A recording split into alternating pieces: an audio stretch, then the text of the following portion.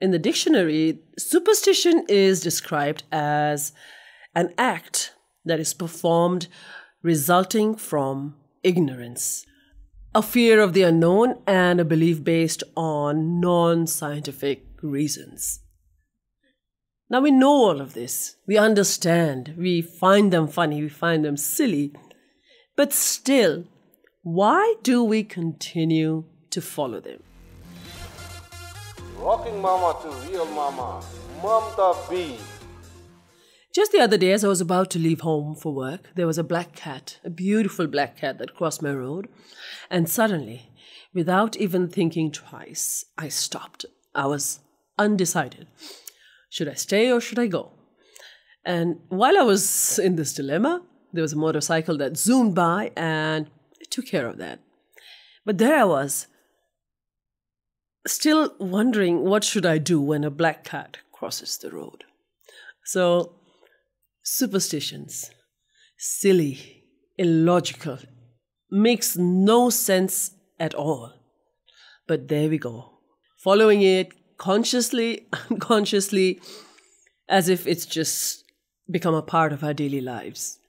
In the dictionary, superstition is described as an act that is performed resulting from ignorance, a fear of the unknown, and a belief based on non-scientific reasons.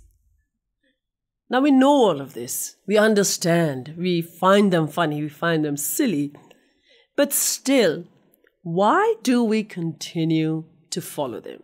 I've been racking my brains trying to figure out why do I do the things that I do, even when I know that they don't have any logic behind them. And the only logical reason I could come up to this illogical beliefs that we have is perhaps it's because we've been raised in a culture where there's so much of superstition following around. It's been followed for generations. And your brain is sometimes or somehow wired to connect to these patterns. It remembers these patterns and then it embeds them somewhere inside here.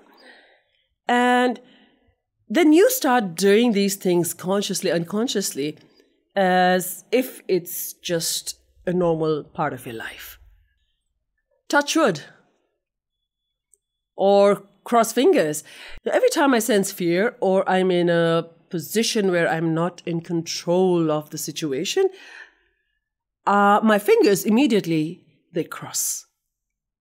Now, this is a habit that I picked up from my early days way back in boarding school, where we all would cross fingers if there's something bad that's happening or something that scares you. Besides that, there were other little superstitions I remember. One was fearing Friday the 13th, because we believe that the day itself and the number 13 is really bad. I mean, it brings you bad luck. Another thing I still continue to follow is trying to avoid breaking any mirrors of any sorts, because back then I remember it being said that breaking a mirror can bring you 7 years of bad luck. Never walk under a leaning ladder. True or false? The triangular shape, it represents life, apparently. So when you walk under the ladder, you're breaking through that shape, again, bringing you bad luck. Hiccups. Whenever you get a hiccup, somebody is surely thinking of you. Just such a nice, warm-hearted feeling, right? I think believing in these superstitions kind of gives you a control over circumstances where you have no control over, where you wish for a little bit of luck to manage that situation, and somehow it's become a practice in our day-to-day lives. When I was a little girl, around 5, 6 years old, I remember my father was just about getting ready to leave on a long journey, and as he said his goodbye and he got onto his Jeep, I let out a huge sneeze. Yes, a sneeze, okay? And everybody stopped right there. My dad looked at me, he got out of the Jeep, turned it off, And he says, okay, let's wait for another 15 minutes. My mother pulled me aside and she says, hold your sneezes. Never sneeze when somebody's about to leave the house. And I was so confused because I didn't understand why a sneeze would cause everybody to stop on their tracks. Later, I came to know that a sneeze just before somebody is heading out on a mission, let's say, it kind of brings a jinx on the hope, on the good luck for that day. Sort of gives the bad energy for whatever reason. My father waiting for another 15 minutes. He was undoing the jinx, I imagine. So, I don't know. I honestly don't know. But do I still incorporate it in my day-to-day life today? Yes. I mean, I try not to sneeze before heading out or before anybody heads out of the door. Why am I doing this? Where's the logic behind this? I mean, I think you just get tired of asking for logic when it comes to superstitions, especially here in Nepal. I mean, of course, the whole world follows different superstitions in their own way, but right here, I think we can actually write a huge volume on all the different kinds of things that we have. Also, another reason for there being so many superstitions is many of them are directly linked with astrological factors, and we all know how important astrology is in our lives. So that kind of makes it even bigger in numbers. Whistling in the night? Never. Cutting your nails, cutting your hair after sunset or on the day that you were born or Monday, Tuesday, whatever? Never. Doing that could shorten your lifespan, and you don't want to do that. Accidentally stepping on books and money. Now that is absolutely illegal. You will never be rich enough to earn any money because you've just lost the knowledge by stamping on that book. So yes, bow to the book, bow to the money, and apologize. While discussing this with some of my friends, one mentioned how she has this habit of turning shoes the right way, no matter where it is. In her house, in temples, she has to go and turn it right. Because, as in Nepali we say, ulto juttale alat chin ल्याउँछ, right?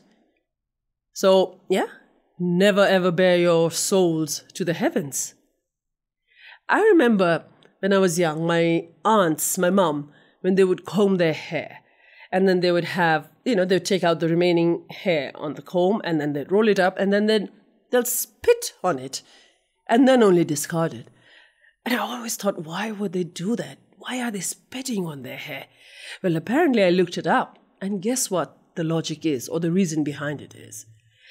It's because if you spit on the hair and it becomes a little bit heavy, the witches, the boxy, will not get it.